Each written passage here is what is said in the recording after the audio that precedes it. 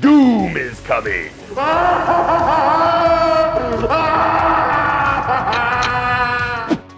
But you know, not just yet. So while we wait, let's talk about which Marvel superheroes won't be getting out of Phase 6 alive. Over the last 15 years or so, Chris Hemsworth has played Thor across 4 solo movies, 4 Avengers movies, a Doctor Strange mid-credit scene, and those Team Thor one-shots that no one really paid much attention to. Dear Tony Stark, how's it going? I heard you and Captain America were having some relationship problems.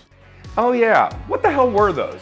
It's probably fair to say then that Thor has become a pretty integral part of the MCU, which is kind of an impressive feat for a character once considered too weird and fantastical to stand alongside Iron Man and Captain America. Sadly though, this kind of value comes with a cost, as it makes him ripe for the slaughter in Avengers Doomsday and Avengers Secret Wars. Think about it, the MCU has been trying very hard to establish a new roster of heroes in the post-Endgame era, and those OG Avengers characters can't stick around forever. Allowing Thor a mighty death at the end of Phase 6 would clear the way for the next generation and give the God of Thunder the send-off he deserves. Even Hemsworth himself might be ready to move on. In May 2025, he posted a retrospective video titled "Thank You, The Legacy of Thor" on his YouTube page, which sure sounds like a farewell to me. To have the opportunity to do another one is just mind-blowing, you know? It's hard to imagine now, but Bucky Barnes was once barely a secondary character in the Marvel Cinematic Universe. Yet the first Avenger begat the Winter Soldier, begat Civil War, begat Avengers movies, and Disney Plus spinoffs galore. And now he might just be one of the franchise's most popular heroes. Who could imagine this little guy would one day become a Marvel team-up movie's biggest selling point? It's a Winter Soldier. That guy is so cool. Bad news for Bucky fans out there though. Bucksters? Buckheads? I don't know. Sadly for whatever those people call themselves, old Buchanan B might be in prime position for a culling come the Age of Doom. Why? Well, for starters, that old Hydra super soldier serum might have trouble withstanding Victor Von Doom's most powerful abilities. In fact, most of Bucky's new pals would struggle in a throwdown with Doom. And the only one who wouldn't is the one who'd refuse to get involved. Thunderbolts made a pretty big deal about these guys becoming the quote-unquote new Avengers, and until Sam Wilson gets his act together, they're about as close to a complete lineup of Earth's mightiest heroes as anything you'll find in the MCU. As such, they'll likely be first up to face Doom when he comes a-wreckin' on Earth 616, and that means they'll be first to fall too.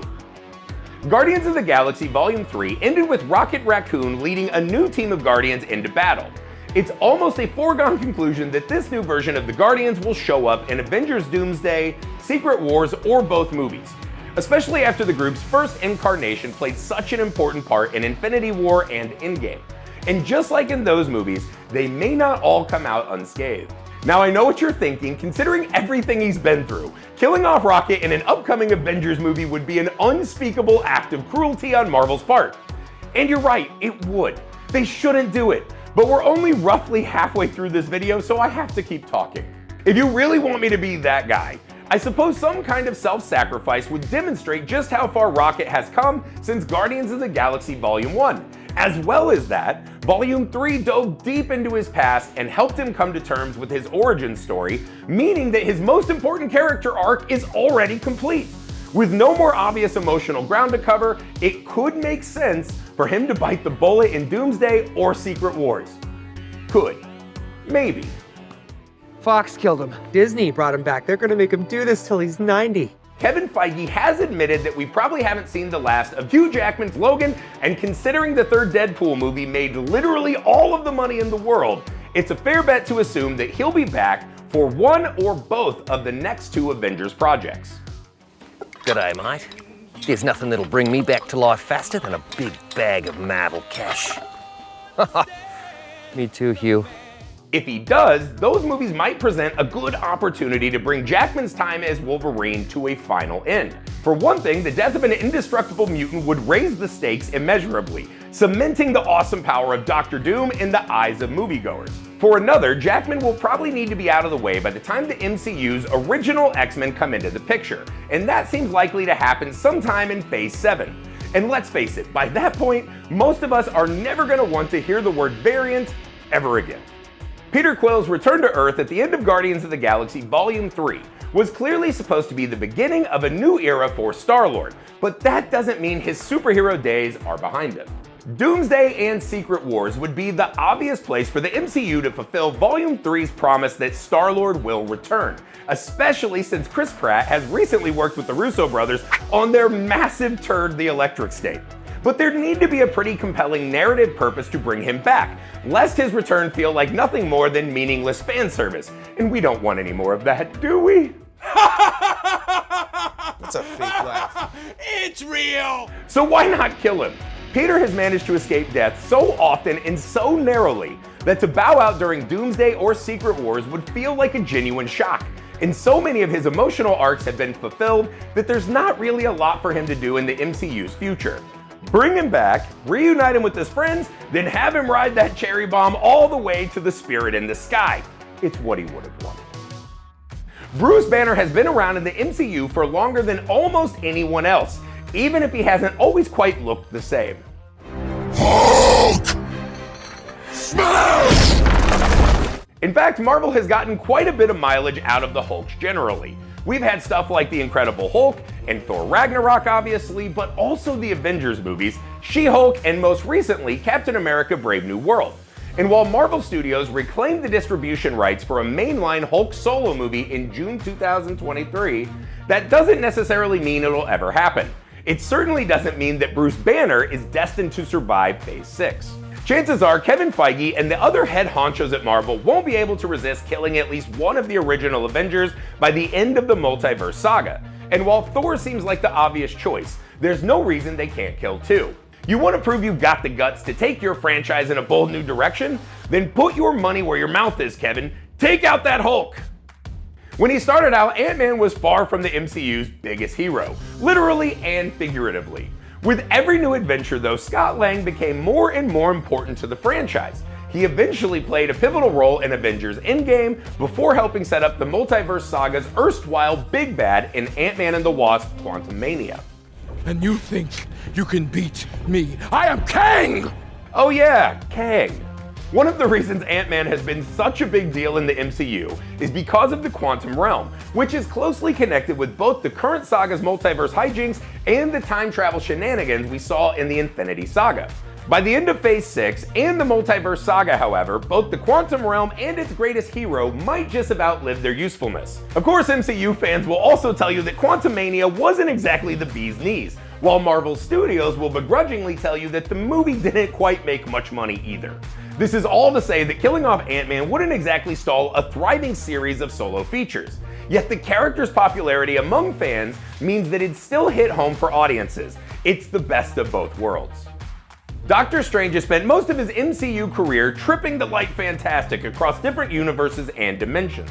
So far though, these adventures haven't given him much more than a few bruises and a black eye. But as our old friend Baron Mordo is so quick to remind us, The bill comes due. surely there's no way that Strange can meddle in the multiverse so often and not come a cropper eventually. And with the multiverse saga itself coming to an end, with Doomsday and Secret Wars, this might be the perfect opportunity to give the Sorcerer Supreme the ultimate send-off. Of course, a character like Strange would be sorely missed by fans, and there's clearly a lot of potential left in the mystic corner of the MCU. But it's not like there's a dearth of wizards in the franchise. America Chavez and Wong are both still around, and there's even a little magical prowess in Ned Leeds. Whatever part Strange himself might play in the next two Avengers movies, it might just be time for someone to pay that bill, and for a new generation of sorcerers to finally come to the fore. So far we've been focusing on longtime MCU stalwarts, but what if a fresher-faced superhero bites the dust in Phase 6? One of the Eternals, perhaps? After all, what better way to demonstrate the might of Doom than by having him take down a hero who's been heroing for many thousands of years? Take, for example, Thena, Makari, and Druig, who were last seen traveling to the deepest corners of outer space. Who knows what they'll find out there? Any one of the multiverse saga's great threats could be a problem for hapless cosmic explorers, from the effects of a growing incursion to a universe-hopping Doctor Doom himself. When you love something, you protect it. It is the most natural thing in the world. And if any of those three Eternals are going to die, it's gonna be Thena. Angelina Jolie's star power would do most of the heavy lifting, emotionally speaking. Even people who never saw Eternals would see that it's a pretty big deal for a character like this to be killed off. This would also give other Eternals characters a personal stake in the fight against Doom, and help bring them into harmony with the rest of the MCU.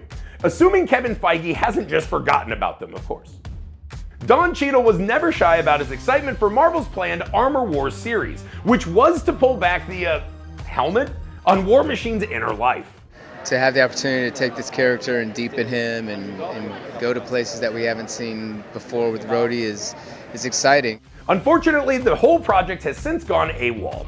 In 2022, we learned that it had been retooled to become a feature release. 3 years later, Captain America Brave New World producer Nate Moore confirmed that it was no longer a priority for Marvel. The future now looks uncertain for one of the MCU's first superheroes, even as the 20th anniversary of his first appearance fast approaches. With that in mind, it seems like Marvel Studios could be teeing up Rhodey's death in one of the next 2 Avengers movies. With Armor Wars no longer a priority project, War Machine would be an acceptable casualty for the MCU, especially since the franchise has kinda struggled to find him a place since the death of Tony Stark. Basically, if Marvel doesn't have anything worth keeping Rhodey around for, then why keep him around at all? Thor: Love and Thunder seemed to make it pretty clear that Marvel doesn't have much interest in further exploring Valkyrie as a character.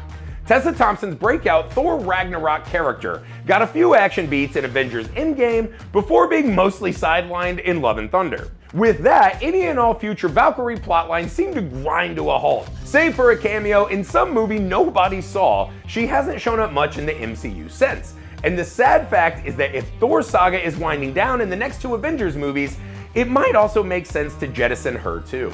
Frustrating? Maybe. Maddening? Perhaps. Hold your winged horses though, because a valiant death in the face of Doom could well be the best possible outcome for Valkyrie. Killing her off in the most spectacular way possible wouldn't just give her something to do in the post-Endgame landscape, but it also finally fulfills the promise of her character. A promise made all the way back in Ragnarok. Because what better death could you want from the last Valkyrie, the king of Asgard, than to go down in a blaze of glory, fighting a multiversal threat? As things stand, Valkyrie genuinely risks becoming one of the least memorable heroes on the MCU's roster, which means no character would benefit more from a truly unforgettable ending.